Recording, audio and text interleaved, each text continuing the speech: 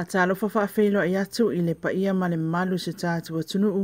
o lalampapa au i New Zealand le nei vaenga o le tai au le ngatelea. Ia, o i lātou whaola mwhana mo le mawina ma mai moina tātou whaasalaunga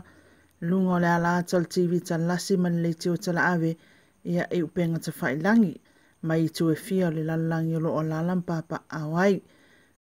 Whamarole soifua maua ma le langi ma ia o le whaua tātou tu vai mai le whainga malanga i le asolo na lua le nei o le masina fōu o Oketopa e pe ona nga i atu i lona whaai ungo le nei fo i tausanga ia me se fo i o le masina tā ua le nei ia o le whaamnatuina o le asapa e pae o le whanau. Ai alo mai e ni a tātou tala whai ona maa wātu ma le tātou atunu i Samoa nei a walau mai mo whaafonga.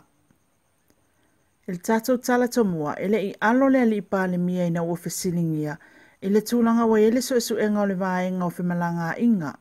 i tusi fo lau e whaapea sa whaamao nia ini awala whaala tua ma ua ono solia ele tūla fono.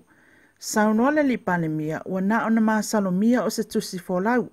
ma olo wha solo so esu enga le matanga luenga ai ua uma na whaale au ngā ina le tusi fo lau. O so se tangata whai ngā luenga e fuafua e whaia se mea whaapea, sauno atu ila epa, e mai maule taimi, a wana o na tupu lava, wha lea o ngā ina atu le mtanga luenga lea tusi folau, o na lea o ngā atoa lea. O lea mata upu na whaasalalawina i lunga le Facebook, e tele ni tu ua inga o lo ufesiningi ai le wha maoni o le au whai ngā luenga, pe taina sauno le tai o le malo, e to atasi lava lea o lo masalomia, ai lo o malu pui pui a lava le whaatinonga o tiute, whaatatau tus folau o le malo Samoa. Na ia whaelo foi, o lea tus folau sa whaanga solo lava le tūlanga e masani o na whaanga solo ai, le whainga o tus folau i tono lea tunu. Ma o i tonu foi, o lo o tilo tilo i elmtanga luenga, e ala iana su esuenga, pe mata e whaamao nia, ia maa salonga. Inisio tala ua mole fo isaisia li leo le avita avali fa aswa ava ma o le solo tu la ia il fa masinonga o le solulo le vai aso na te nei na nga ia tuai leo i se fa la la tau ta avali na alia e mai se fio anga la tala tel malaiva ale le faleolo ma wai o le ta avali na tupu el fa la sa fo e ina e se li leo sa fa ia so ngai le ali leo pe fa aswa ava mai ane le siaki le masini ma wai loa, e whai lava si o nā te leo lea malu le malo. E uila ina maua lea li i ua mā nava mai le ngā luenga, ai leo ave e sea ele tūlanga o ia o le malo le malo, ua mā e a whaatauto ina. Ua mōlia nei la lea li i le ave taawa le o nā.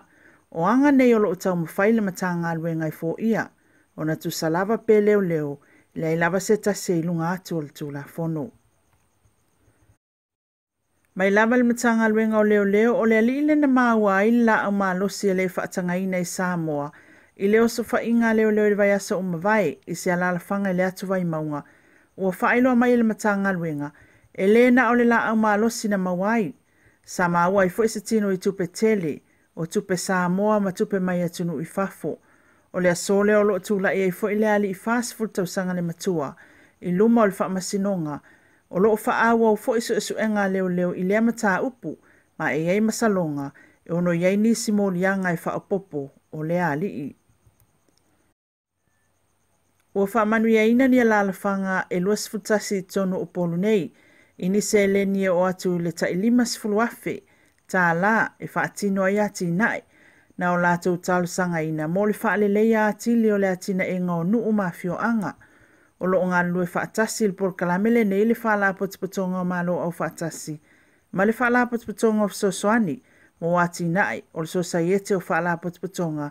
ma tangata lau tele i le whaatupeina o ati nai la iti. O nisi o ati nai mai nuu e pe o le alalawhanga o tawhito ala, o le whaaloloto ina leo le vaitafe, ma fua o na whaia le ati nai, o na whaaleanga ina i le whao e veni. Ma na tā ua, a lolo le vai, ua tupu mai le whaafi tāuli, o le alu i tua o le sua vai, o na wale ini au vai o le vai tafe. O nisi fo i o ati nae o tane vai na mafuai o na tālu sanga ine le alalawhanga o sā lua i manono tai lef so swani. Na tā ua le sui o le afi o anga, o le whaafi tāuli lava leo lo lato wa alalawhanga i tai, o le uti o le sua vai, ma e mana o mia i lava le iei o tane vai a ingata i tasi. Sa whaeloa fo'i le sui o le porkalame le nei, le tā ua le whao ngā tau se leni wa tālu sangaina, mō polo keti a fio anga te itasi, wa mai a whaatino lea porkalame, i le sifuru lima fio anga le motutele i sala whai, ai o lea whato a māua i upolulo na amataina. Ai mo lea fio anga o sa lua o se wha mama a venga e pe o na tā ua le sui o lea fio anga, o le maftianga tele lea o lo lātou nuu, a wae o lava fo'i le paipa le mālolo o tai atu i lalo le sami, e se a sua. Ma le tātou tala muli muli, o se whaau sofianga le leitele mo alo mawhana wa Samoa, leo o mai e o le alo le atunu uta ua le tālonga o le kiwikiti wha Peritania, le susunga ia Ross Taylor, e feso soani por kalame le asosi kiwikiti, e ala lea, i le whaasoa ina o le tomai ma le iloa i whanau la iti, ai mai se lava la, o le tūlanga e pe o na manato le presidente o le asosi kiwikiti Samoa, o le a whaima mafua anga o le fia i o le whanau, i lea ta alonga, o no le whaau sofianga, i le wa ai alo nei o le atunu, o lo o tāle nia ma le lei le ta alonga, ma ta alo whaapolo fesa, o na whaapea i fuailia, e ma whai foi o na lātou ta alo whaapeo i lātou nei, sa whaafetaia le asosi le sao tāu o nei alo le atunu, e le ngata e whaasoa le tāle ni wai i lātou, ai o le tau mawhai foi i ati na e Samoa, e ala i nei ta alonga. Tala ia mo le tai aule nei o le asonga fua, e me se foi o le nei aso o tātou au le mai le alofa mleanga leo le atua. Ma was whapoponga i le aso o mua, me apu le alofa le ali i tātou te au li atua. Tai au e multaim nei, manu te leina fi au matiuti o le afianga iei masi o tātou atunuu, i au te roa le ngate lea o atunuu e fio lalangi o lo mwhai o na mai moa ina tātou whaasalaunga soifoia.